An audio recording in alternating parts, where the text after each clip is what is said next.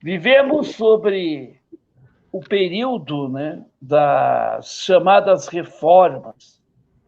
Mas que reformas são essas que tiram direitos dos trabalhadores, que nos colonizam, né, e que nos escravizam? São essas as reformas que nós trabalhistas defendemos? Ou, quem sabe, você já ouviu falar em reformas de base? Você já ouviu falar também em Projeto Nacional de Desenvolvimento? Muita gente fala aqui no canal, em vários lugares. Enfim, nós precisamos de reformas. Mas que reformas nós queremos? As propostas pelo liberalismo que hoje vigora no Centrão e em outros áreas da política? Ou as reformas que realmente deem direito ao pobre e que dê igualdade? Essas questões e outras tantas, nós vamos conversar agora com um convidado muito especial aqui no podcast da Legalidade.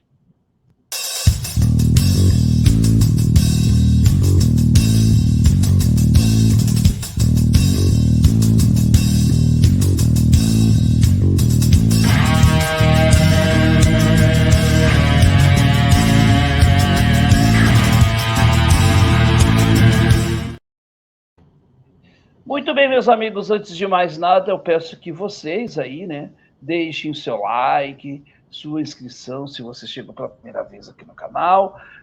Hoje, infelizmente, nós não temos essa interação ao vivo, né, é um programa gravado, mas você tem interação aqui no nosso chat da nossa estreia. Então, você ainda tem a possibilidade de aqui interagir com a gente no momento que esse programa for ao ar. Mas, ó, meus amigos, a gente está com uma grande alegria, assim, muito, muito feliz e satisfeitos de termos aqui a presença do professor Cássio Moreira, economista, né, uma liderança hoje, né, trabalhista, alguém que tem compromisso com essas questões, né, estruturais do Brasil, do estudo né, da superação do quadro de desigualdade desse país tão desigual que chama-se Brasil, entre aspas, descoberto em 1500, naquele fatídico dia de 22 de abril. Né?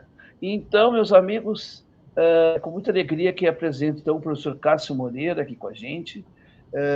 Já estávamos, né, fazendo essa tratativa há muito tempo, professor, mas foi hoje, né? Hoje foi o dia da gente conseguir fazer esse contato. Seja muito bem-vindo aqui ao podcast da Legalidade e ao canal A Voz da Legalidade. Noé, em primeiro lugar, muito obrigado pelo teu convite, pelas tuas palavras também. Eu já ressalto o pedido aí, se inscreve no canal, divulga, porque eu sei como é importante quando é um canal como os nossos, né, que estão muitas vezes começando com poucos recursos, essa ajuda das pessoas em divulgar, espalhar conhecimento. Então, eu agradeço o convite, tá? E estou à disposição, então, para a gente bater papo aqui um pouquinho sobre o assunto do dia, né, que tu vai apresentar. Isso. Eu queria te perguntar, assim, professor, nós vivemos um problema hoje na ordem econômica atual. Eu vou pegar o agora, porque eu quero chegar lá em Jango, que eu sou um profundo admirador do Jango. E eu quero relacionar o Jango, as coisas de Jango, com as coisas de agora. Eu gosto de fazer esse jogo, né? A história, para mim, ela tem que ter também atualidade. Um dos problemas aí que nós temos, né, a CPI, é claro, da Covid, mas a questão orçamentária, né? E é muito interessante que há vários cortes. Como é que tu enxergas, como economista, esta política de cortes do que eu chamo de desgoverno Bolsonaro? Dá para sempre dizer que um governo ele está assentado em cima de uma base ideológica, né? Numa visão de mundo. E por mais que as pessoas tentem ser isentas, elas não conseguem, porque elas acabam enxergando o mundo conforme os seus olhos, ou seja, conforme aquilo que elas acreditam ser o melhor. Alguns governos fazem isso de forma autêntica, ou seja, realmente acreditam.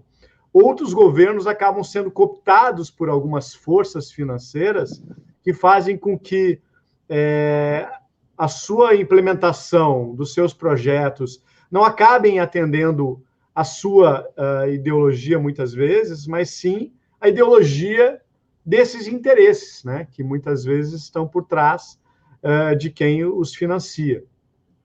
Então, esse assunto sobre a questão do orçamento, etc., ele tem que ser analisado por meio da visão da importância do Estado na economia. Há uma corrente mais liberal, atualmente se chama mais de neoliberal, que acredita que o Estado não deve intervir na economia, ou intervir muito pouco. Eu já costumo dizer que essa ideologia liberal econômica, essa ideologia neoliberal, na verdade, ela é uma ideologia financiada, construída por aquele 0,01% mais rico para poder justificar o seu acúmulo imenso de riqueza e a enorme desigualdade socioeconômica dos países, tanto capitalistas quanto o que sobrou de alguns países socialistas, também há desigualdade. Mas muito nos países capitalistas, essa desigualdade em alguns países é muito grande, e essa ideologia, na minha opinião, ela acaba tentando justificar a existência dessa desigualdade. Por outro lado, dentro do espectro capitalista, há aqueles que entendem que o Estado deve intervir na economia justamente para levar crescimento com distribuição de renda, ou seja, para levar desenvolvimento econômico para a sociedade. E, portanto, embora o capitalismo ele seja muito eficiente no que tange a produção de riqueza, ele tem falhas muito complexas no que tange a sua distribuição da riqueza. Então, aí vem aquela frase, né? Acho que do Popper, não lembro agora o nome né? Que o Estado, o capitalismo, o mercado para gerar riqueza e o Estado para distribuí-la.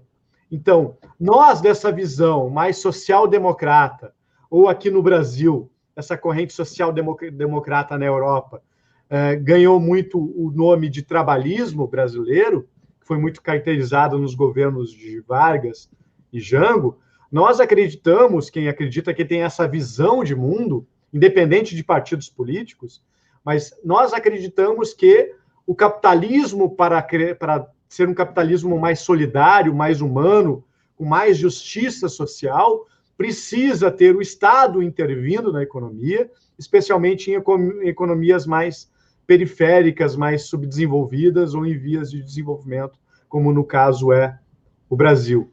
Então, nessa questão orçamentária, e a própria questão da PEC do teto dos gastos, da reforma administrativa, enfim, várias reformas neoliberais que estão na ordem do dia, e notem, não são reformas necessárias para o Brasil, são reformas necessárias para o neoliberalismo, para fazer com que aquela classe dominante, que detém 0,1% da renda nacional, consiga continuar extraindo riquezas e ser menos afetada com a incidência de impostos, que já é muito pouco, né? Então, na verdade, é isso que está por trás dessas discussões sobre orçamento, PEC do teto dos gastos, etc. A visão liberal vê que a solução é por meio da diminuição do Estado e da diminuição de impostos. Já os trabalhistas desenvolvimentistas, lembrando que o trabalhismo é uma ideologia política que geralmente vem acompanhada de uma ideologia econômica. Aqui no meu canal eu tenho vários artigos que falam sobre isso, né? E geralmente a ideologia que acompanha o trabalhismo dos países em desenvolvimento é o desenvolvimentismo. Então, nesses países, o trabalhismo ele prega que o Estado intervenha na economia e esse ajuste não se dê por meio de corte de gastos sociais, ou seja, menos educação, menos saúde, menos transferência de renda. Mas sim, o ajuste se dê via aumento da carga tributária, mas não para a carga tributária da camada mais pobre e média da população, que é a que mais paga imposto, mas sim aquela camada mais alta, ou seja, hoje quem tem jet ski, quem tem iate, né, não paga imposto, ou seja, são as camadas mais ricas da população que acabam pagando muito pouco imposto em relação à sua renda, porque nós temos uma reforma que está caindo de madura, que provavelmente esse governo não vai fazer, porque ele atende os interesses dessa camada de 0,1% mais ricos, que é uma reforma tributária, que desde a época do Jango já falava muito sobre isso nas reformas de base, que é uma reforma tributária que mude o sistema regressivo para um caráter mais progressivo do sistema tributário brasileiro. E que a gente acabou, né, não se fazendo, e a gente hoje é um país que tem uma das maiores concentrações de renda do planeta, né? É uma coisa extremamente pavorosa, né? E a gente vê, assim, realmente o pensamento de uma elite muito mesquinha, muito tacanha, né? Se a gente pegar, por exemplo, a elite dos Estados Unidos, os liberais, eles ainda participam da construção do Estado de alguma coisa. O liberal lá tem uma participação numa obra de uma ferrovia ou de uma estrada, alguma coisa que né, aqui não. Aqui o Estado fala mal do Estado e depois eles assumem, e aí é o sucateamento daquilo que se assume. Eu vou dar um exemplo, assim, eu falei em ferrovia aqui no Brasil, tem aquela questão, assim, as concessionárias, né, transporte ferroviário, que elas não investem quase nada, elas só usam o que foi deixado pela extinta rede ferroviária e vai ficando assim, né? Isso é uma situação bastante complicada. Agora, professor, eu acho que foi tocado isso aí, né? Dessa questão aí dessas reformas, e uma coisa que está também apavorando o Bolsonaro, e é uma pressão também, né, na Câmara dos Deputados, no Congresso, que é a questão do orçamento, né? Esse orçamento aí é algo que vai dar pano para manga, né, como se diz ainda, né? Tem a questão das tais pedaladas fiscais e tal, né? Essas coisas todas. E também que a gente percebe também hoje, atualmente falando, o Estado ele pode ser, não tem que ser nem mínimo nem máximo, ele tem que ser necessário, né? E o Estado não tem sido nada, né? Principalmente a União Federal, nesse combate à pandemia, é um desastre, né? Sim, e como eu falei, a gente discutir questões de orçamento são importantes, mas a gente tem que entender que existem ideologias que estão por trás dessas coisas, né? Desses interesses e tal. Então, sim, óbvio que um governo que acaba tendo essa ideologia, porque qual é a grande questão que, na minha opinião, aconteceu muito no Brasil? Nós tivemos os governos anteriores, os governos do PT, que eu classifico como sociais desenvolvimentistas, especialmente de 2006 a 2014, que tiveram uma preocupação com uma melhora da valorização real do salário mínimo, de unificar políticas de transferência de renda, muitas criadas no governo Fernando Henrique, ampliar esse mercado consumidor. E houve algumas tentativas, inclusive, de qualificar a capital humano por meio da expansão da universidade pública, criação de institutos federais, mas houve falhas no sentido de ampliar o lado da oferta, quando a economia começa a chegar num momento de pleno emprego, que foi 2013 e 2014. Ou seja, nesse momento, a política que o governo tentou adotar para ampliar, e aí foi a política fracassada das desonerações fiscais, que naquela época muitos elogiaram, mas hoje, olhando com os olhos de hoje, a gente consegue perceber que não deu resultado, porque as empresas, em vez de aproveitarem essa diminuição de impostos e reinvestirem, elas aumentaram os seus lucros, né? E colocaram esse dinheiro no capital financeiro. Porque tem que entender, no Brasil, que grande parte do capital produtivo, ele tem o seu braço no capital financeiro também. E se não ganha na parte produtiva, essas mesmas empresas, elas ganham no lado do financeiro. Tá? Então, o que acontece? Esses governos, eles acabaram falhando, principalmente na questão do câmbio, ou seja, eles acreditavam que manter um câmbio valorizado favoreceria os trabalhadores, porque não mexeria com o poder aquisitivo. Só que essa questão do câmbio, no médio e no longo prazo, ela tem um papel preponderante na chamada macroeconomia desenvolvimentista, que é no processo de reindustrialização. Embora houvesse tentativas de política industrial lá no governo Lula, e houve sim, essas políticas de desenvolvimento industrial, polo naval, etc., elas acabaram não estando conectadas a um projeto nacional de desenvolvimento de longo prazo e acabaram não tendo resultados, principalmente por essa questão cambial, que o câmbio acabou ficando sobrevalorizado e aí acabando anulando todas as outras medidas, como a política de desenvolvimento produtivo, né, surgida, a política dos campeões nacionais, que acabou meio que estando por trás dessa ideia das políticas dos campeões nacionais também um projeto político de poder, de permanecer, de financiamento, permanecer no poder. Enfim, então, hoje o que falta no Brasil é uma política industrial conectada no fortalecimento da indústria nacional e, principalmente, conectada no quê? No principal instrumento de desenvolvimento, que é um Estado forte, empoderado, né, fortalecido tributariamente. Então, por isso que a reforma tributária, a reforma política, eu diria que são as duas reformas mais importantes nesse momento, e daqui a pouco a gente vai comentar um pouquinho o conteúdo delas, né?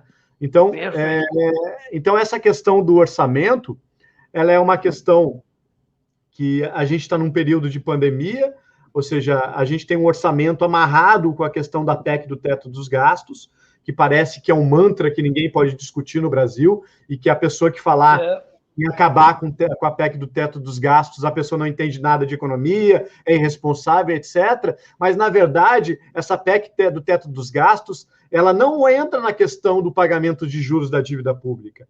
Ela não entra na questão da dívida pública, que é o que deveria estar, né, sendo controlado, tal. Ela serve para retirar dinheiro da sociedade por meio da diminuição do gasto público, para não ter que aumentar imposto, e como a classe média e baixa está sobrecarregada de imposto, esse aumento de imposto teria que acontecer na classe alta, e como essa classe alta não quer pagar imposto, ela força com que o Estado tenha que ser reduzido, e assim sobra mais dinheiro para poder pagar os juros da dívida e justamente compensar aquelas empresas que têm as suas perdas no setor produtivo, porque a gente tem uma demanda cada vez menor, asfixiada por essas políticas, né, da legislação trabalhista, previdenciária, etc., que fazem com que seja a forma encontrada para drenar recursos da sociedade por meio do Estado dominado para essa elite do 0,1% mais rico. Porque, assim, né, professor, o senhor se lembra? O senhor não, você, porque eu sei que... O senhor está no céu, o senhor é uma formalidade de formação da minha geração. Das décadas eu nasci em 83, então a gente acabou assimilando o senhor, a senhora. Nasceu bem, viu? Nasceu bem, num ano bem, 83. 83, 38 esse ano, né? Estou ficando bem. Mas olha só, lembra daquela política fiscal do governo Ieda Crucius, que era o déficit zero? E eu dizia na época que aquilo era o maior engodo que existiu e ainda existiu, que existiu na história fiscal do Rio Grande do Sul, porque o déficit zero, o que era? Ela tirava do custeio das coisas mais básicas e era quase assim, guardado as proporções, as coisas não são iguais, evidentemente. É como se fosse assim, eu tenho um salário de R$600, tá? E eu não gastei os R$600, eu não paguei a conta da luz, do telefone, da água, e não comprei, mal fiz as compras no mercado. Pô, eu tenho R$600 na conta, mas eu preciso gastar, essas despesas, elas vêm. Como é que eu vou viver sem pagar essas despesas, né? E era mais ou menos, guardado para o professor, pelo que eu entendia, aquela política fiscal aí da Ieda. E aí a gente vê, por exemplo, aqui no Rio Grande do Sul, o não combate à sonegação.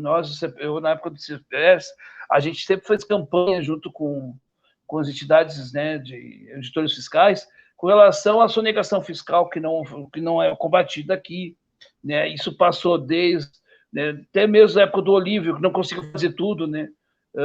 E acho que o Olívio tinha um projeto muito bom, que era, eu não sei se lembra da matriz tributária, que era muito boa, proposta. Mas o que eu vejo assim, isso que tu falou, fica aquela coisinha assim, ó, tu combate o menor, um gasto menor, e o essencial tu não combate.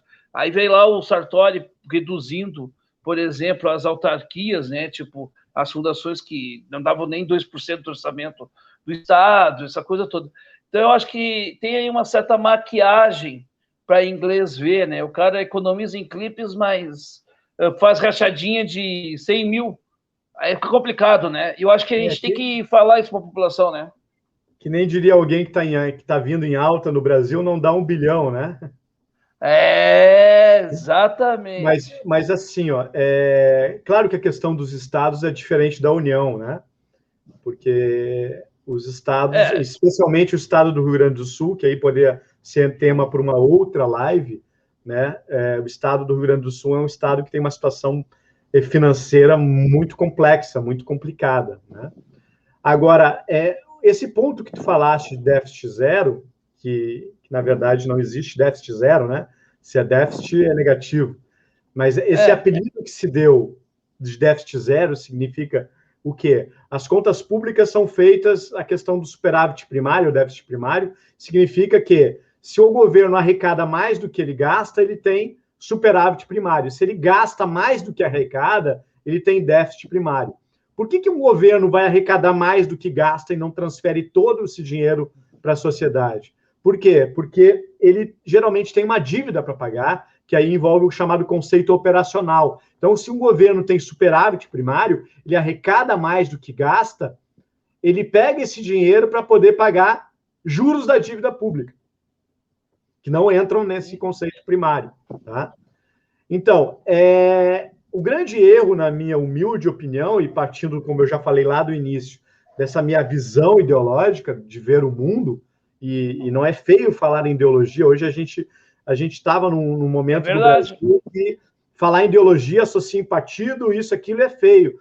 Partidos são extremamente importantes para o país, porque são partes da sociedade que têm, pelo menos deveriam ter, na sua concepção, infelizmente não acontece isso no Brasil, porque nós temos um número muito grande de partidos políticos, e não existe tantas ideologias políticas para ter tantos números de partidos. Então, na minha visão, 4, 5, 6 partidos estaria de bom tamanho, né? Daqui a pouco a gente tem um partido lá de extrema-direita, extrema-esquerda, centro-direita, centro, ou seja, 5, 6 partidos estaria de bom tamanho, na minha visão.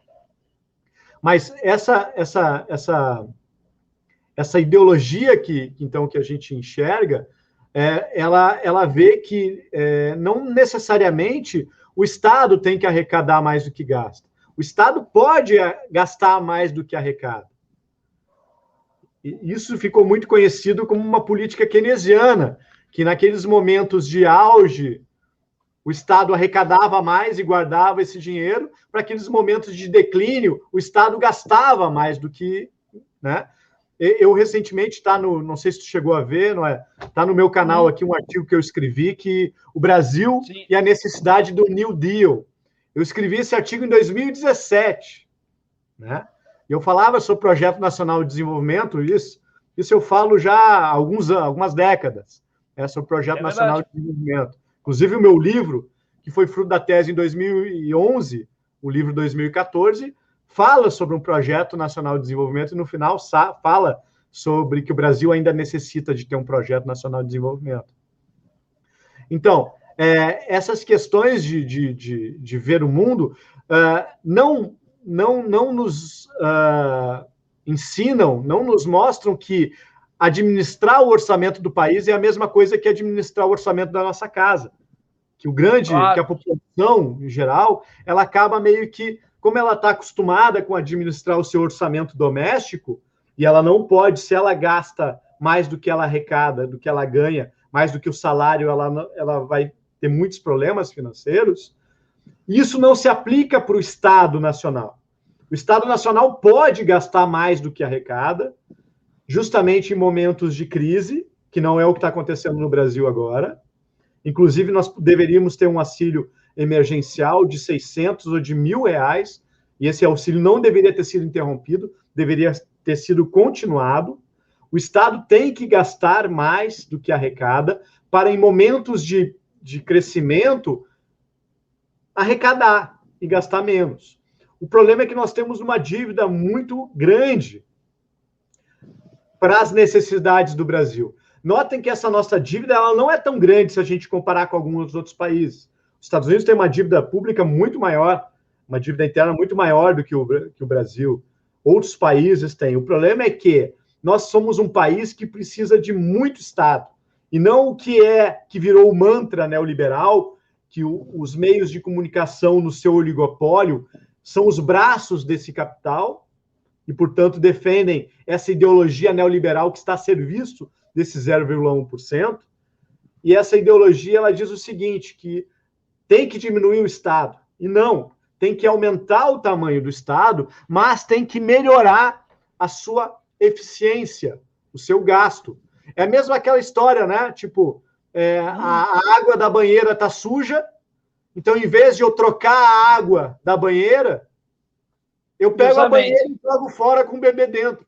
É isso que essa política neoliberal faz. Ela pega a banheira do Estado e joga a água fora junto com o bebê, que é a sociedade, fora. E não ela não melhora a água da banheira. Ela não limpa, ela não melhora a eficiência, ela não faz mais concursos públicos, colocando servidores cada vez mais qualificados, melhorando cada vez mais a educação, a saúde, a segurança pública, ter algumas empresas estatais espelhos. Isso é uma ideia, acredito que eu nunca vi em nenhum outro lugar, se não for minha, alguém falou antes. Tem um cara que diz, né, que a gente não cria, só copia, enfim. Mas essa ideia que está lá no meu artigo, um desses meus artigos, que o Estado poderia ter empresas espelhos justamente para ajudar na concorrência dessas empresas privadas e fazer com que daqui a pouco algumas empresas não fiquem formando um oligopólio. Um caso que geralmente falam é sobre a questão da telefonia do Brasil, né? Ou seja, se não privatizasse a telefonia, não teríamos celulares, etc. Só que as pessoas colocam a variável tecnologia de fora do modelo. Ou seja, nós tivemos um avanço tecnológico enorme. E nós hoje, até há pouco tempo atrás, nós temos o maior custo de ligação de celular do mundo, um dos maiores, que agora diminuiu um pouco pela questão da internet, quase ninguém mais liga no celular, né? Nem deveria fazer esse gesto, porque esse gesto já mostra o ano que eu nasci. Né? Ou seja, ninguém mais liga do celular. Vamos falar de ficha. Né? Ninguém mais liga do celular, as pessoas ligam pelo WhatsApp, ligam por aplicativos, etc. Mas, se nós tivéssemos uma empresa estatal na área de telecomunicações, concorrendo com as privadas e bem gerenciada, nós daqui a pouco poderíamos estar expandindo a rede. Hoje tem celulares que tu vai, dependendo da operadora, que tu vai numa cidade, tu ia nessa cidade há 10 anos atrás, o teu celular não pegava, passou 20 anos, tu vai para essa mesma cidade, dependendo da operadora, e o celular não pega. E outra operadora pega. Ou seja... Que medida foi essa, né? Ou seja, foi a tecnologia. E essa tecnologia, que nem diz muito a Mariana Mazzucato, que está nesse meu artigo que eu cito ela, O Brasil é a necessidade do New Deal, a Mariana Mazzucato mostrando que grande parte das tecnologias que a gente tem hoje foram financiadas pelo Estado e aproveitadas pela iniciativa privada. Portanto, o Estado é a locomotiva e a iniciativa privada são os vagões. E aqui a gente se diferencia de um pensamento mais socialista, de estatização dos meios de comunicação. O trabalhismo prega o quê? A intervenção do Estado na economia. O Brizola dizia que gostava tanto de propriedade privada que ele queria propriedade privada para todos. E no Brasil a gente tem um sistema capitalista que a propriedade privada pertence apenas a um número muito pequeno de pessoas. E uma grande fatia da população não tem acesso à água, não tem casa, não tem carro, não anda de avião, não come direito, não come mais, até pela questão da pandemia. A gente está proliferando uma onda de miséria no país que já vinha em curso antes da pandemia. ela não é culpa da pandemia. A pandemia coloca o holofote, a pandemia clareia isso. Exatamente. Um modelo desastrado, que até os Estados Unidos está com Biden voltando àquela linha do Roosevelt, de intervenção do Estado, de fortalecimento dos sindicatos. Por que fortalecimento dos sindicatos? Porque se tu tem uma ideologia que defende a harmonia entre capital e trabalho, e o capital, ou seja, o grande empresariado, tem muito mais força de negociação do que os trabalhadores individualmente, é necessário organizar esses trabalhadores em forma conjunta, por meio de sindicatos, que não sejam aparelhados apenas para interesses partidários, mas sim que defendam os interesses dos trabalhadores para poder negociar de forma mais justa com, né, o setor produtivo. Exatamente. E aí a gente tem uma questão aí interessante, porque o trabalhismo ele tenta harmonia entre a força motriz do trabalho, que é o trabalhador, a força gerenciadora do trabalho, que é a classe patronal, né? E essa relação com a sociedade, que na verdade somos todos nós, né? Quer dizer, é uma visão do trabalhismo, ele tenta sempre ter uma linha harmônica, né? E ao contrário, até aliás, quem até diz que já vi isso, gente falando essa bobagem, que o trabalhismo meio que ignora, por exemplo, a luta de classes trazida pelo Marx.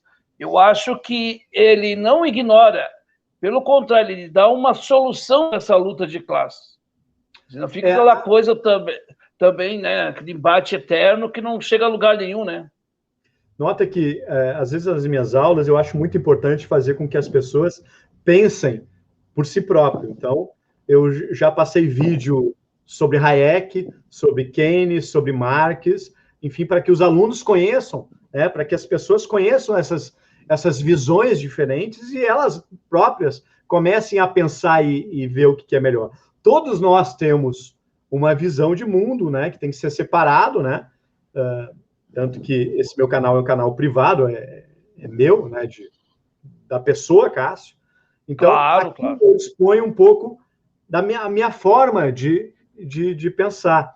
E notem que o que a gente vive no Brasil, a gente vive um período bastante complicado, onde as pessoas começam a interagir com a política.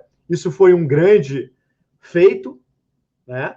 Eu me lembro que na época para mim, o grande marco de divisório desse processo de deterritorialização do Estado que a gente vive foram as manifestações de junho de 2013, onde muitas pessoas achavam que estavam fazendo um bem para o país, sair de forma difusa às ruas reclamando, sem pauta direito, mas daqui a pouco elas foram cooptadas e direcionadas justamente para...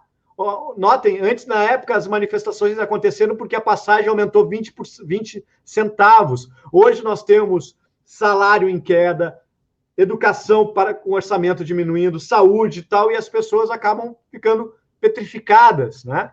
Porque, na verdade, elas foram usadas como massa de manobra para poder interromper um projeto que estava em curso no país, com as suas falhas, né? E justamente por isso que se apresenta uma alternativa para tentar corrigi-las, e aí eu faço um discurso muito veemente quem critica os avanços que nós tivemos, né? Nós tivemos avanços, né? Ou seja, essa modesta distribuição de renda que nós tivemos, ela se deve muito pela valorização real do salário mínimo. Sabe como é que é o gráfico da valorização do real do salário mínimo? Ele cai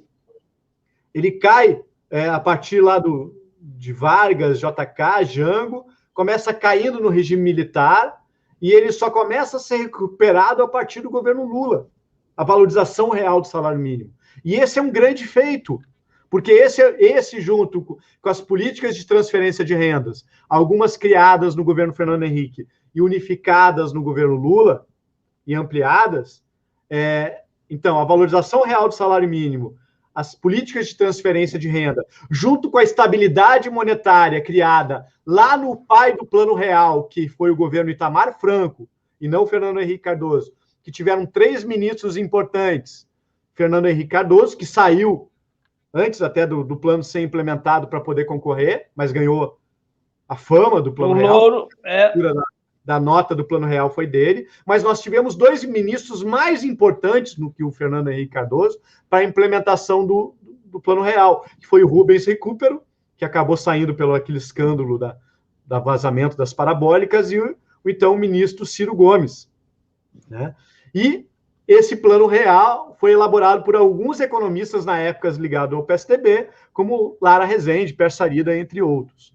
Então, essas três, a estabilidade monetária, que é o chão, as políticas de transferência de renda, que foram bastante significativas durante o governo Lula, e a valorização do real do salário mínimo fez com que nós tivemos uma imersão de uma classe social, de uma parte da população, que ela começou a consumir.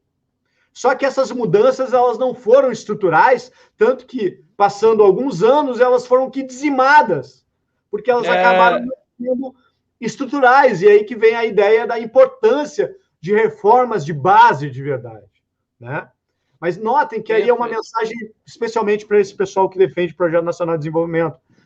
Se trabalha muito com a questão da indústria, mas o que está faltando inserir cada vez mais nessa questão de um Projeto Nacional de Desenvolvimento é o trabalhismo no sentido de valorizar o aumento da renda dos trabalhadores, a transferência de renda, que junto com a indústria vai permitir que um país consiga trilhar os rumos do seu desenvolvimento socioeconômico. E que os liberais acham que o crescimento econômico leva a desenvolvimento, e não. Nós tivemos, na época do regime militar, a maior taxa de crescimento do PIB da história, no governo Médici, e o Brasil ficou mais desigual. Nós tivemos uma concentração de renda e crescimento econômico, e não teve distribuição. E a gente só vai ter distribuição de renda no governo Lula. Então, crescimento não é a mesma coisa que desenvolvimento. Crescimento é uma variável mais quantitativa, medida principalmente pelo Produto Interno Bruto, o PIB, e desenvolvimento é uma variável mais qualitativa, que o IDH é o seu melhor indicador, que traz um componente de renda, saúde e educação. Então, por isso a importância, né, disso tudo, da gente não desprezar coisas que foram feitas, mas dizer que se quer fazer mais, ir além. E o além no Brasil não tem outro caminho do que resgatar as reformas de base. Isso é muito importante, isso é muito importante. E, professor, eu queria já chegar, então, já aí no jogo das reformas de base e tudo mais, né? O professor Carlos Moreira tem um trabalho de pesquisa sobre Jango muito importante. Eu tipifico dois autores que nós devemos conhecer sobre Jango, né? Que trabalham sobre Jango, que é o professor Carlos Moreira e também o professor historiador o Wendel Pinheiro, são grandes pesquisadores, né? Tem outros tantos nomes, né? Eu acho que a própria professora Angélica Lovato, né? Nós devemos conhecer também a obra dela, tal também. Então a gente precisa, e eu quero trazer isso aqui do canal, porque a gente fala muito em conjuntura, os canais em geral estão falando muito de conjuntura, estão falando muito, mas aí não tem uma coisa teórica, né? E eu acho que a gente precisa ter uma questão teórica também no nosso plano de discussão, senão a gente vai ficar naquela discussão rasa e que não é o que a gente quer, né? Porque a gente precisa ir mais a fundo, mais na raiz mesmo, né? Tem que ser lá embaixo, né? E o Jango, né, sofreu, né, muitas críticas, perseguições, né? Afinal de contas, ele foi ousado, ele deu ao momento 100% do salário mínimo lá na época quando foi ministro do Trabalho do saudoso Getúlio Vargas.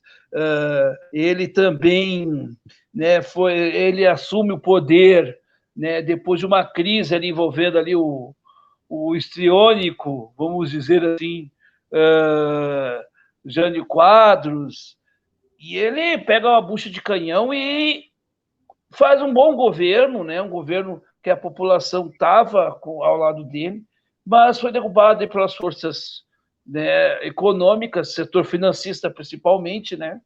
E alguns setores ditos conservadores, que na verdade para mim não são conservadores, coisa nenhuma, são reacionários. E aí eu te pergunto o seguinte, o Ciro, né? O Ciro tem uma proposta, né, que eu acho que é de uma certa maneira, é o que o, o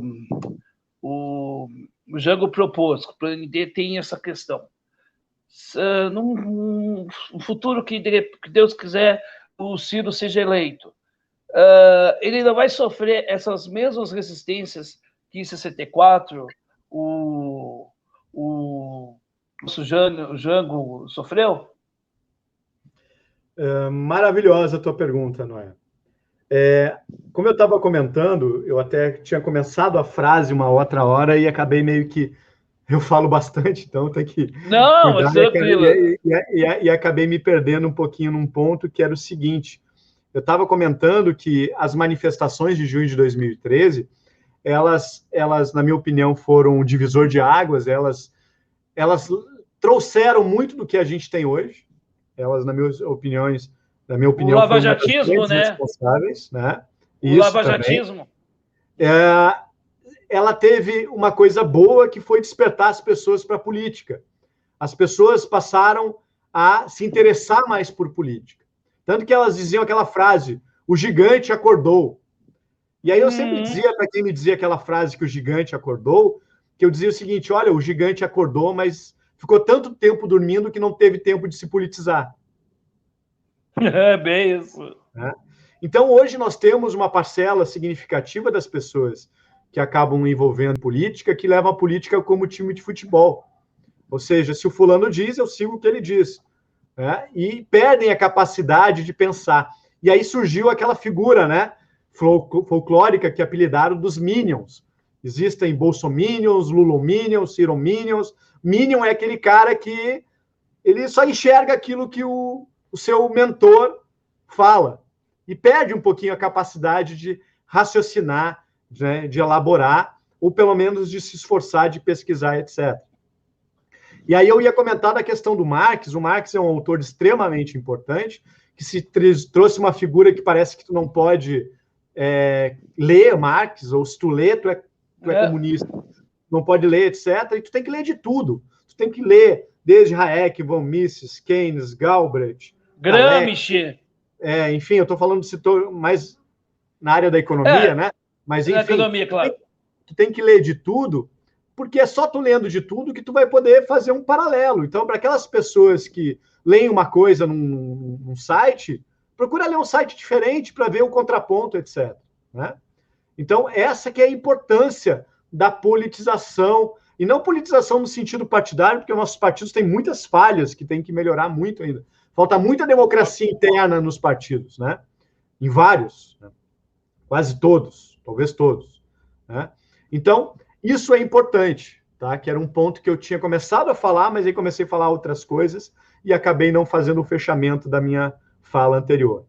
Em relação à tua pergunta, que foi sobre a questão das reformas e também sobre como implementar um projeto, foi isso, né, não é? Isso aí. Primeiro, eu percebo o seguinte, ó, quando as pessoas começam a ter consciência política, elas têm que exercer a sua consciência política. E elas têm que, quanto mais elas começam a ter uma certa notoriedade na sociedade, elas têm que cuidar muito do que elas falam, porque o que elas falam acaba influenciando outras pessoas que estão nesse caminho. Então, quando a gente está num nível um pouco mais elaborado, embora usar aquela frase só sei que nada sei, né? Eu sei, ou seja, eu tenho muito a aprender ainda, mas eu acho que de economia e história política eu sei um pouquinho, né? Porque mestrado, pós-doutorado foi tudo nessa área, então eu acho que eu sei um pouquinho acima da média, talvez, né? Eu fico pasmo, muito assustado quando as pessoas falam em votar nulo. Muito assustado. Porque nós tivemos, as pessoas que falam em votar nulo, elas não tiveram noção, ou não estudaram muito a fundo, ou sabem, mas a paixão política a cega, que não se dá conta que nós tivemos praticamente 20 anos de regime militar, onde as pessoas não podiam exercer o seu voto. E antes de 30, nós tínhamos uma política do voto cabresto também, que o teu voto não valia nada. E uma parcela muito significativa não votava, as mulheres não votavam, né? Então, o Brasil, nos seus 521 anos de história, embora nós tivemos mais história, porque os verdadeiros descobridores do Brasil, né, são os índios. Os portugueses apenas descobriram o Brasil para a Europa, para o velho mundo, né? Nós já tínhamos habitantes aqui que infelizmente são muito pouco respeitados, né?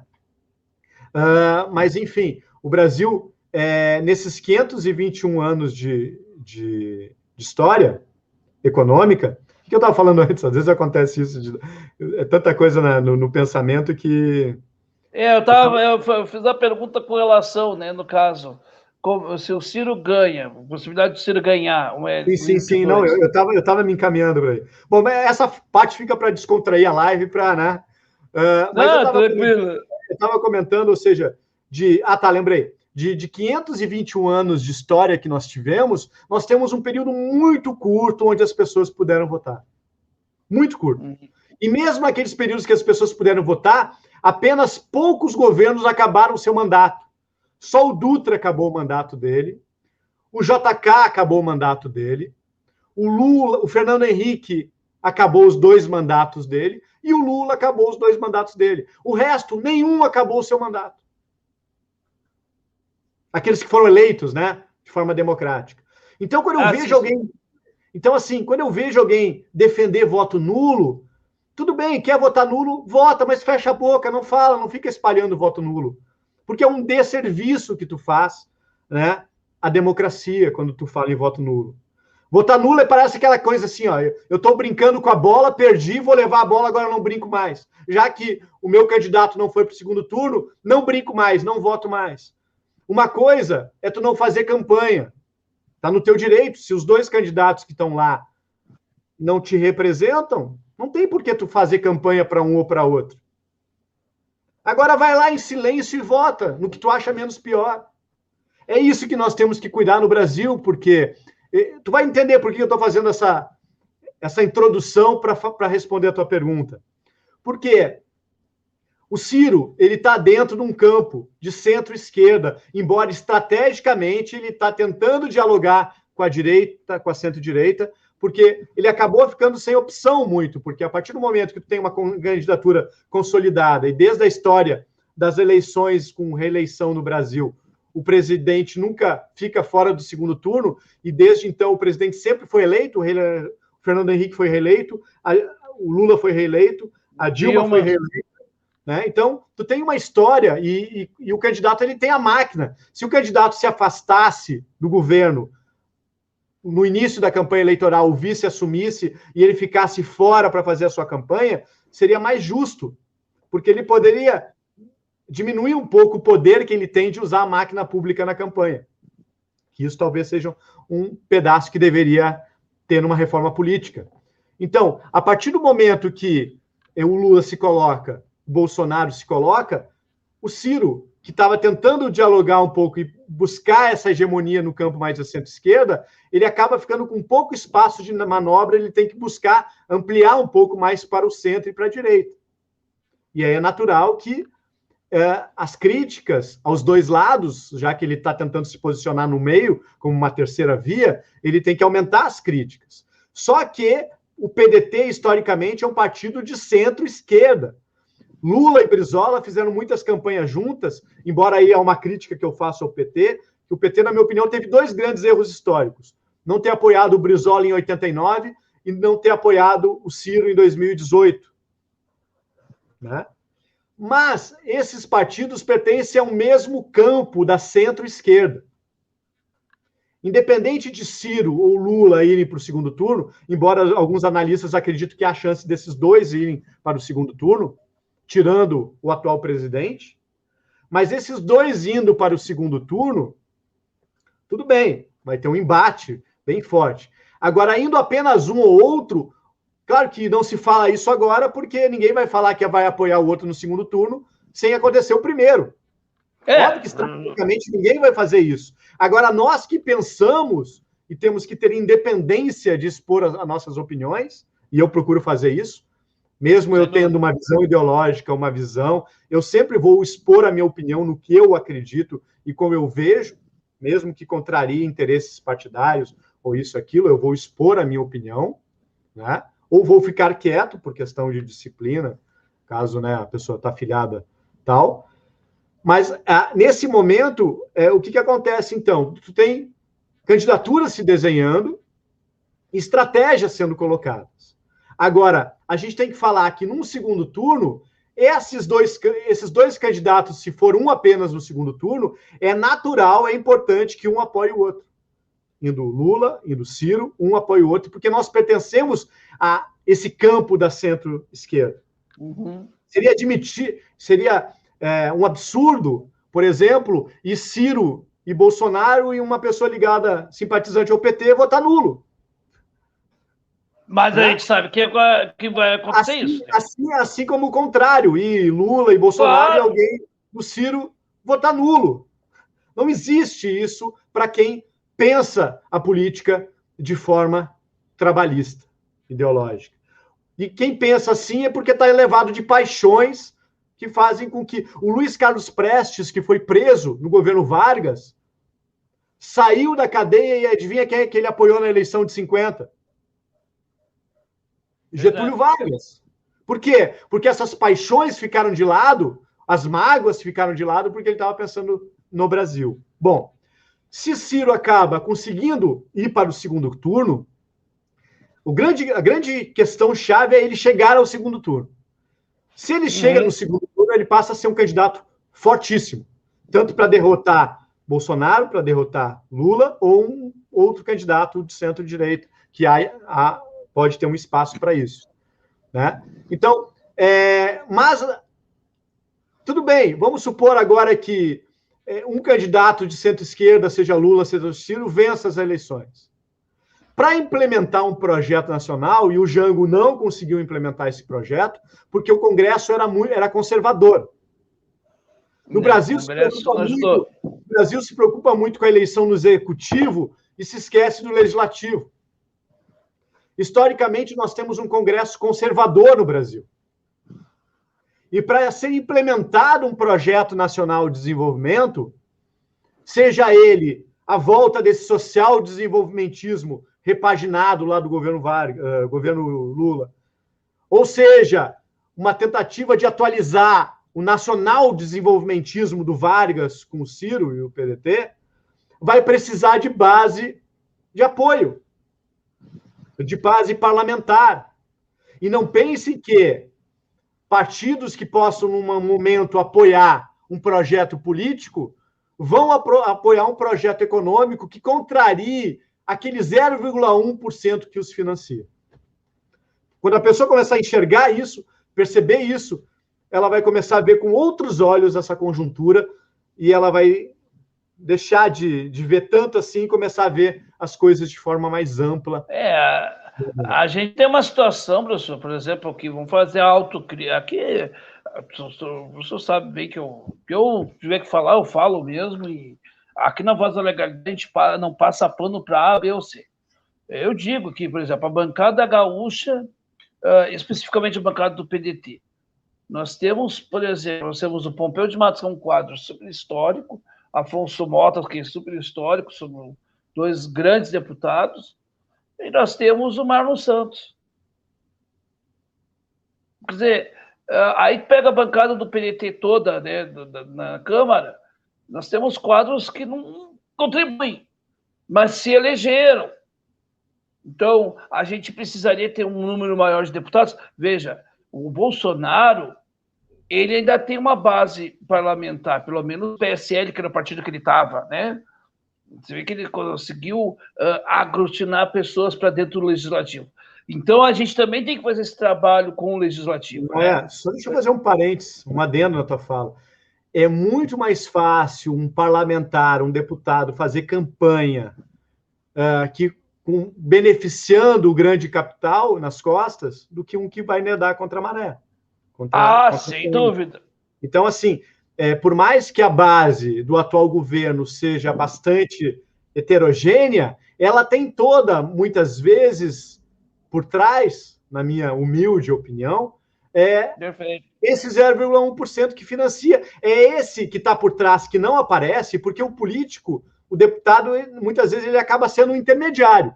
Ou ele pode ser um intermediário da população, ou ele pode ser um intermediário de quem os financia. Infelizmente, no Brasil, nós temos uma representatividade muito ineficaz. Ou seja, embora teve um avanço que foi a proibição do financiamento de pessoa jurídica das empresas nas campanhas, nós temos ainda muito dinheiro por fora e meios de comunicação dando espaços, etc., para aqueles que defendem, mesmo que subliminarmente, os interesses do grande capital. E para esses é muito fácil fazer campanha. Então, o que acontece? Os parlamentares de um partido, eu sempre digo que os parlamentares são o cartão de visitas. Né?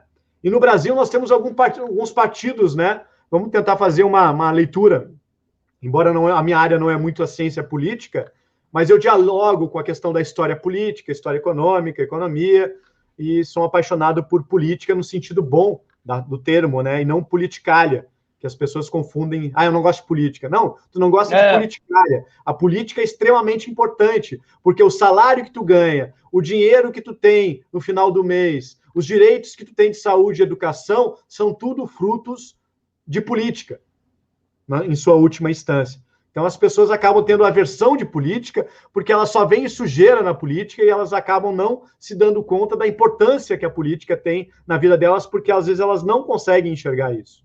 Mas tem, né? Então, os parlamentares são o cartão de visita de um partido. E no Brasil nós temos alguns partidos de centro, centro-esquerda, PSB, PDT, PT, PSOL, né? Estou falando dos maiorzinhos, né? PCdoB, né? Tem partidos mais de extrema esquerda, PSTU, PCB, nós temos partidos mais de centro, centro-direita. Os partidos de centro, muitas vezes, são partidos mais filosóficos, não, fisiológicos, né? São mais fisiológicos, ou seja, muitas vezes eles estão em qualquer governo porque eles estão atrás de cargos, interesses, etc. Mas tu tem partidos mais de centro-direita, DEM, dependendo do DEM é mais de extrema-direita, mais de centro-direita, MDB, PSDB, PP, enfim, tu tem todo o lastro de partidos mais de extrema-direita a extrema-esquerda no Brasil, né? E um projeto econômico, ele tem as suas raízes na visão ideológica desses partidos. E dificilmente um projeto nacional de desenvolvimento que beneficie, além da indústria, beneficie os trabalhadores, no curto prazo, pode acontecer com essa heterogeneidade de pensamento. Porque os interesses são contraditórios. Na verdade, a gente tem ainda uma luta de classes no Brasil. O que o trabalhismo tenta fazer é trazer uma melhor harmonia dessa luta de classes, que, de certa forma, o Lula fez isso bem, né? Só que o que faltou um pouco no governo Lula foi a perda da identidade nacional, que a direita acabou se apropriando de forma muito bem feita, trazendo a questão do patriotismo, mas deixando de lado a questão do nacionalismo econômico. Então, patriotismo para eles é botar a camisa do Brasil e segurar a bandeira. Mesmo que tu privatize a Petrobras, mesmo que tu entregue empresas nacionais para empresas estrangeiras, mesmo que tu entregue a questão da água, enfim, diminua o tamanho do Estado. Então, essas questões têm que se trazer à tona, e por isso que o casamento, e aí que eu acho que estaria talvez a minha pequena contribuição, o casamento desse projeto nacional de desenvolvimento, que vem a ver com a questão dos complexos industriais, né, da questão da poupança interna, nacional, da questão da reindustrialização, esteja casado junto com a questão que houve muito no governo Lula, com valorização real do salário mínimo, distribuição de renda, mas que não se perca em 3, 4 anos num governo diferente por meio de reformas estruturais, que são aquelas reformas lá do Jango. Então, por isso que essas reformas estruturais são extremamente importantes e algumas delas é necessário incluí-las nesse projeto nacional de desenvolvimento, que talvez nesse momento não está sendo incluído agora, porque para ele ser viabilizado, ele tem que ser eleito. Para ser eleito, ele tem que buscar composições políticas. Muitas vezes essas composições políticas elas não estão de acordo com o conteúdo desse projeto, porque a maioria desses partidos de centro-direita ainda estão na ideia do diminuição do Estado. Fala sobre PEC, teto dos gastos. A maioria desses partidos de centro-direita são a favor da PEC, teto dos gastos. Então, como é que tu vai fazer um projeto nacional que é com... E quem são os partidos que são contra a PEC do teto dos gastos? São partidos que estão no mesmo campo da centro-esquerda. Uhum. Então, para um projeto ser implementado, não é tu até consegue ser eleito com esses partidos mais à direita. Mas para te implementar um projeto, tu vai ter que buscar esses partidos, o apoio desses partidos mais à esquerda, senão esse projeto nacional de desenvolvimento não vai ser implementado de forma alguma. E se ele tentar ser implementado, ele vai ser derrubado, como algo mais profundo ainda foi feito, tentou-se no governo João Goulart e foi derrubado. Pois é, exatamente. Então, por aí, né? Professor, eu queria encaminhando já também, para dar um gostinho de quero mais, até porque eu quero dizer que o professor, as portas estão abertas para tantas outras oportunidades, né? Eu acho que né, para nós aqui é uma honra ter uma pessoa que tem... a gente pode não concordar com tudo, mas a nossa ideia aqui é que a pessoa que ela é convidada aqui, ela fala a posição dela. Ela tem a posição dela, não é a posição do canal ou a posição do que conduz a entrevista ou o bate-papo. É a posição do entrevistado, do que vem aqui somar, e essas visões diferentes é que fazem a questão democrática. Eu queria, assim, para a gente já encaminhar um encerramento, eu queria te perguntar uma coisa, professor. Na sua opinião, é possível ainda, tá? É possível ainda diminuir, pelo menos, vamos dizer, a médio prazo de 20 anos, 30 anos, essa desigualdade na questão estrutural desse nosso país, porque a gente tem hoje, por exemplo, pessoas que estão vivendo, né, com R$150 o auxílio emergencial, né, terrível. Mas eu não quero só tirar a questão assim, eu resolvi o problema nesse momento, mas resolver esse problema da desigualdade social, qual o caminho para isso no sentido econômico? Porque eu não sou economista, então eu queria uma opinião de um economista a respeito disso. Em primeiro lugar, muito obrigado, viu, pelas tuas palavras, tá? Estou sempre à disposição.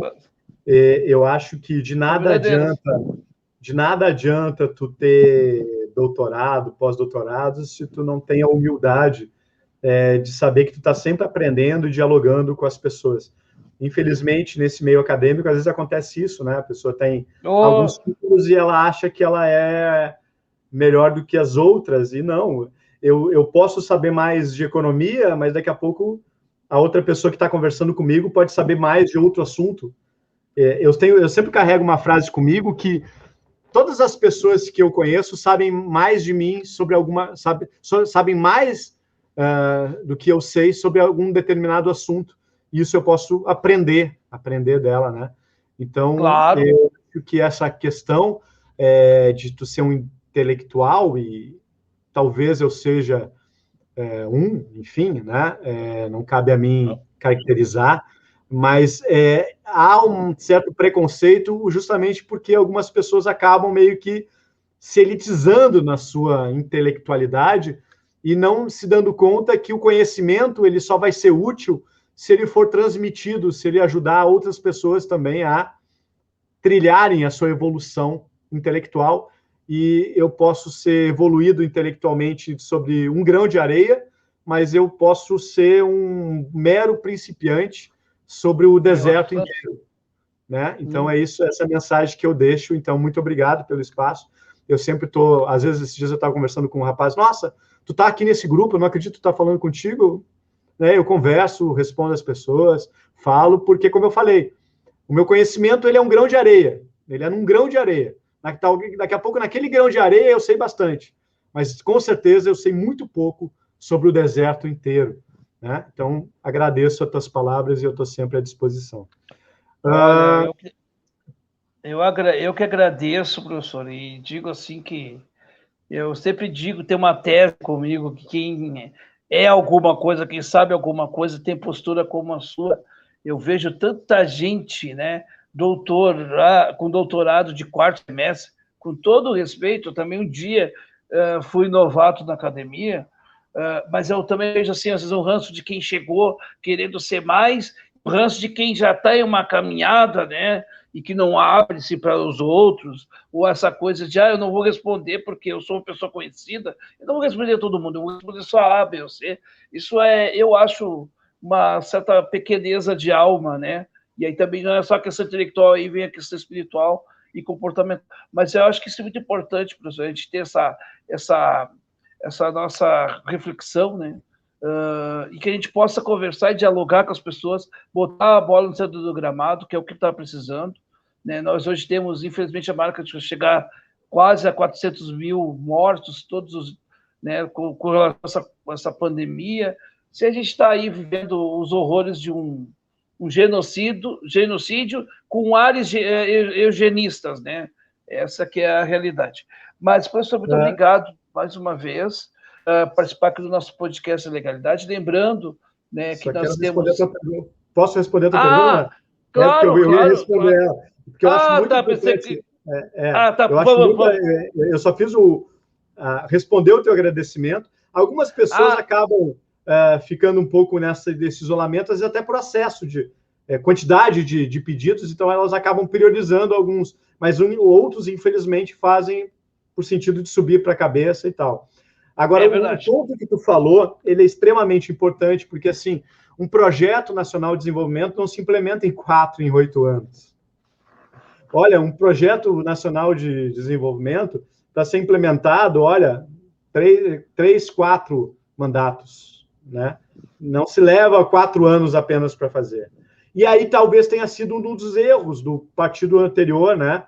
Do PT, porque o PT tinha um projeto, eu ainda vou desconstruir essa ideia que alguns dizem que não havia um projeto, havia. Tu pode criticar o tipo de projeto, mas havia.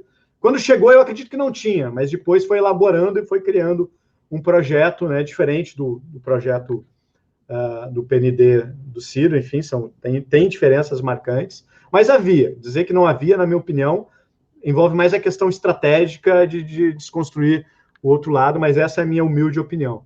Agora, esse projeto político do governo anterior, do PT, que acabou dando ares sobre um projeto de país, e eu ainda quero escrever sobre isso, ele teve uma falha que foi o seguinte, um partido ficando muito tempo no governo, ele acaba criando uma oposição a ele muito forte, que foi o que aconteceu no PT. E a partir do momento que um partido se adona desse projeto, porque um projeto nacional de desenvolvimento não é um projeto de um partido, é um projeto de um segmento grande da sociedade que tem que uma ação de Estado. E isso foi uma falha, ou seja, não adianta tu ter um projeto se tu não fazer com que as pessoas conheçam esse projeto. E aí está sendo um grande acerto do Ciro. O Ciro, e eu observo o Ciro, tu viu aquela fala minha lá em 2014, 2015, defendendo que o Ciro fosse para o PDT e se candidatasse. Ninguém falava no Ciro do PDT, ninguém falava em PND. Eu descrevi falei um projeto nacional de desenvolvimento lá em 2014, 2015, etc. Então, eu acho que algumas pessoas me acusam, tal, o cara está jogando com isso, aquilo. Não, eu tenho autonomia e eu tenho, acho que, autoridade, porque, faz bastante tempo que eu defendo isso. Eu não sou marinheiro de primeira viagem nesse assunto de PND, né? Agora, qual foi a grande questão? O Ciro teve um grande acerto, e na época ele foi criticado um pouco, porque o Ciro começou a falar nas universidades. E com isso, o que ele estava pensando? Ele sabia que, falando nas universidades, ele não ia chegar na nossa imensa classe trabalhadora, que, infelizmente, muitas vezes não tem acesso, porque não tem tempo, está quase todo o tempo sobrevivendo para botar comida na mesa, pagando conta que não tem tempo para ter acesso, muitas vezes, a isso. Mas qual era a ideia do Ciro fazer isso? Ele criar uma ideologia nacional do desenvolvimento. Que essa gurizada que começa a ler o livro, comprar a PND, etc., discutir, e eu fico muito contente com isso, embora tenha que trabalhar melhor isso, né? Mas já é um grande feito, porque essas pessoas estão despertando para isso. Mas lembrem, um PND, um Projeto Nacional de Desenvolvimento, nós tivemos sorte de ter um PND, um Projeto Nacional de Desenvolvimento, num período que tivemos vários líderes, como Getúlio Vargas, Brizola, Jango. O Getúlio foi muito ajudado, de certa forma, até pela questão do Estado Novo, embora tenha críticas ao Estado Novo, porque foi uma ditadura que impôs restrição à liberdade de imprensa, etc., várias críticas, mas isso ajudou a consolidar um Estado Nacional de Desenvolvimento no país. E aí veio os governos democráticos, o Jango, o JK eu tenho elogios e críticas também, porque ele acaba meio que, embora ele traga essa ideia do nacional-desenvolvimentismo na pauta, ele enfraquece o Projeto Nacional de Desenvolvimento do Getúlio, porque ele abre o capital para o capital estrangeiro. Quando o Getúlio falece, assume o seu vice Café Filho, que foi por meio de um acordo com a Adhemar de Barros, espécie de Maluf da época, né, que indicou o vice para o Getúlio, que era o Café Filho, e quando o Café Filho assume, ele coloca nos ministérios a UDN, que eram os antigetulistas, e eles criam uma instrução 113 da SUMOC, que acaba favorecendo o capital estrangeiro e enfraquecendo o capital nacional, e eu sempre digo que o Projeto Nacional Desenvolvimentista do Vargas, ele começa a ser enfraquecido lá no JK. É verdade. Boa leitura. Então, na minha opinião, o que falta um pouco no Projeto Nacional do Ciro? Está muito bem, tem muita coisa boa, falta inserir cada vez mais Jango e menos JK, na minha humilde opinião. Tá? Não sou dono da verdade, a minha humilde opinião. Talvez seja estratégico, porque nós temos... O Requião fala muito num projeto nacional de transição, né? Porque não adianta... O Jango caiu, talvez, além dessa questão, porque ele acabou mexendo com muitos interesses ao mesmo tempo. E talvez seja isso que esteja sendo feito agora, justamente, ou seja, primeiro chegar, ganhar, para aos poucos ir começando a implementar as coisas. Provavelmente seja isso, né? Então, um projeto... E aí, qual foi o erro, na minha opinião, dos governos do PT? Embora eu até entenda em partes, porque há no Brasil muito pouco partidos hegemônicos, é só ver a votação dos deputados, né? Então, o PT acabou não fazendo um rodízio, uma alternância entre partidos nesse projeto de ser implementado. E aí acabou sendo fácil criar muitas críticas por erros do PT, né? Alguns envolvimentos de alguns do partido, Palocci, etc., né? Em caso de corrupção, uma campanha sistemática da mídia, enfim, várias coisas que ajudaram a desconstrução, mas é porque era um governo que foi sempre o quê? Lula PT, Lula PT, Dilma PT, Dilma PT, depois da Dilma ia ser Lula de novo, né? E isso acaba enfraquecendo. Então, qual é a ideia? Eu acho que esse Projeto Nacional de Desenvolvimento ele tem que ser executado por meio de um conglomerado de alguns partidos solidificados na sua ideologia econômica e política, para nessa alternância, no longo prazo, por 20 anos, 24 anos, né, 26 anos, enfim, simplesmente um projeto nacional de desenvolvimento, lembrando com o crescimento dessas bancadas no Congresso, que é só por meio de um Congresso progressista é que vai se poder implementar um projeto nacional de desenvolvimento trabalhista.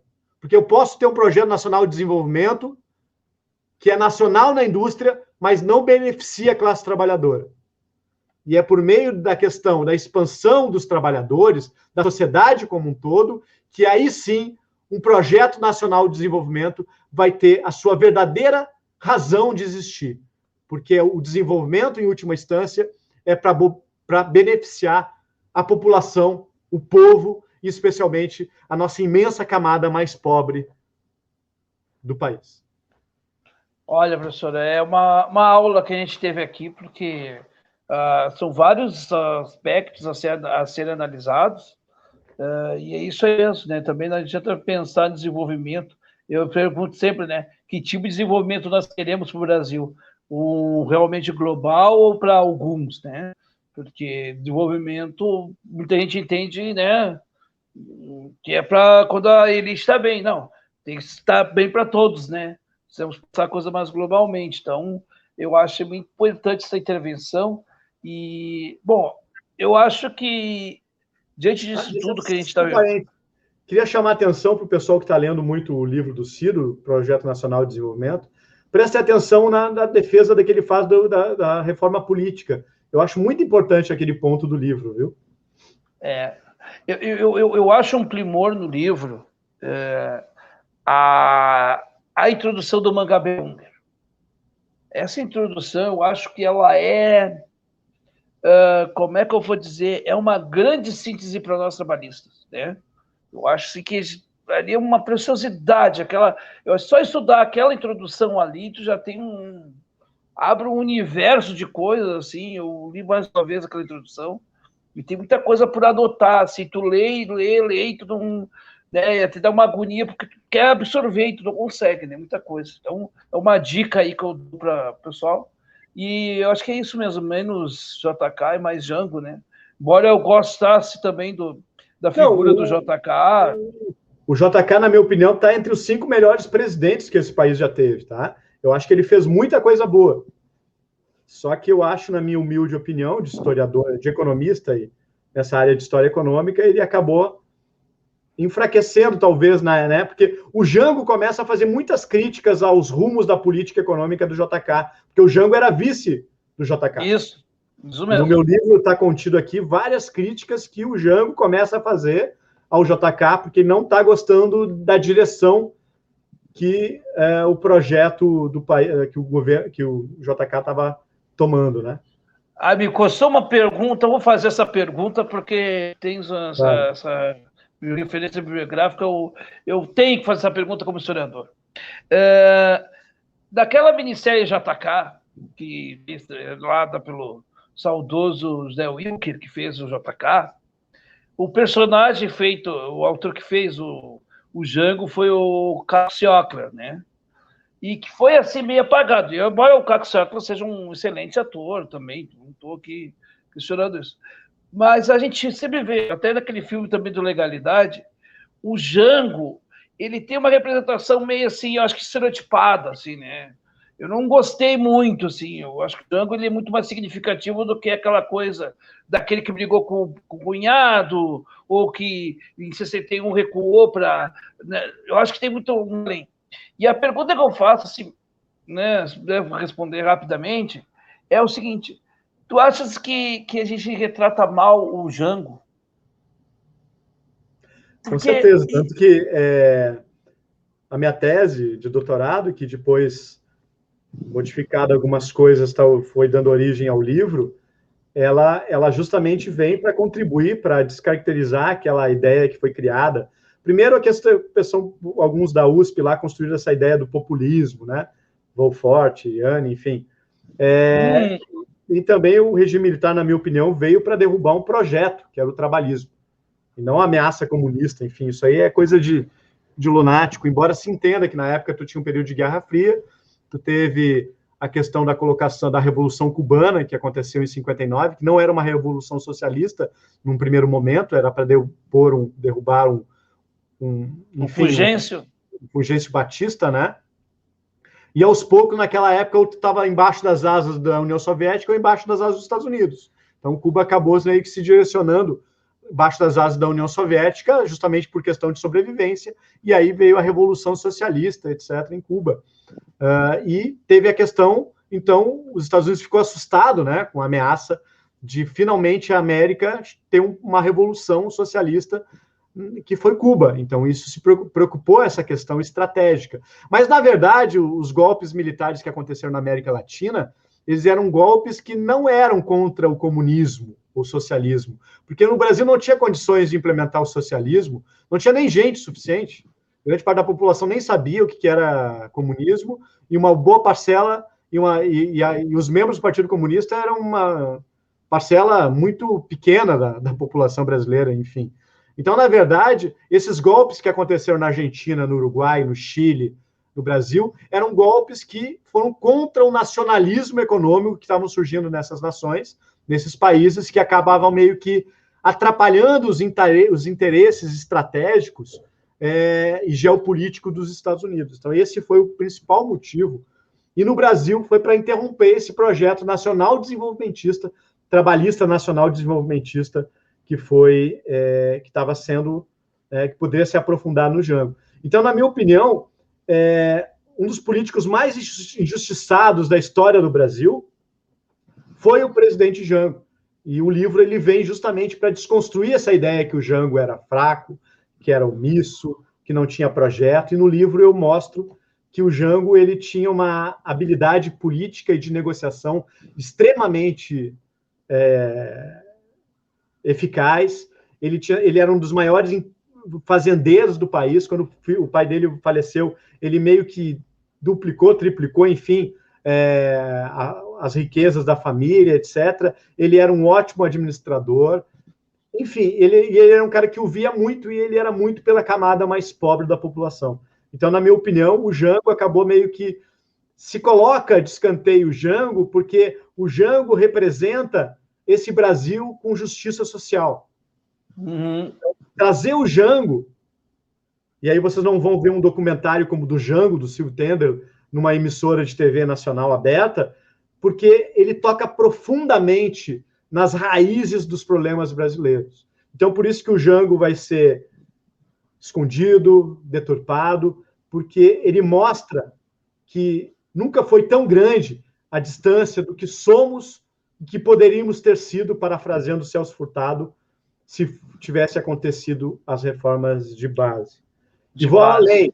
Uma outra política que, na minha opinião, que foi muito justiçada, é a antiga presidente Dilma, mas a história vai demonstrar, né, com o passar do tempo e a diminuição das paixões. Então, por isso que só a liberdade, né, parafraseando também, que era o slogan de uma faculdade aqui no Rio Grande do Sul, só o conhecimento garante a sua liberdade, e eu vou além, só o conhecimento garante a sua liberdade intelectual. Obrigado. Só para o nome do seu livro sobre o Jango e como adquirir ele para quem tem interesse. Bom, o livro está chegando no final, né? Então, só buscar no Google aí o projeto de nação do governo João Goulart, que tem aqui no meu site também, que está aqui atrás. Também vou convidar vocês a se inscreverem no meu canal de entrevistas. Isso! No YouTube, tá? É nesse endereço aqui. E no meu site, inclusive, tem um linkzinho aí que dá para comprar o livro também. Pode botar no Google, né? Projeto de nação do governo João Goulart. E depois a gente coloca o link aqui embaixo. Isso, na descrição aqui. Onde tem. E eu vou deixar no comentário fixado também, o pessoal que tem interesse, né? Mas, gurizada, especialmente o pessoal que está começando a ler muito, só vai conseguir ajudar na construção do futuro modificando o presente. E tu só vai modificar o presente quando tu entender o passado. Então, tu tem que estudar o passado do Brasil, da história do Brasil, para poder entender um pouco o quanto esse país, né, que foi um dos últimos a abolir a escravidão, e tem uma dívida muito grande com a sua população, porque nós somos um dos países mais desiguais do mundo. Então, nós temos que ter um projeto nacional de desenvolvimento que alie o setor produtivo do trabalho, mas que também recupere esse atraso que foi especialmente de quem ganha pouco nesse país. Então, nós temos um projeto nacional de desenvolvimento que tenha que ser includente, né, e distribuir renda. Perfeito, professor. Muito obrigado mais uma vez, né, pela participação aqui com a gente. Daqui a pouco a gente vai estar disponível esse episódio, tanto no YouTube como no Spotify, enfim. Então, meus amigos, deixe seu like, você que ficou até o final. É importante que a gente fortaleça os nossos canais. Então, uma boa noite a todos e até a próxima. Obrigado.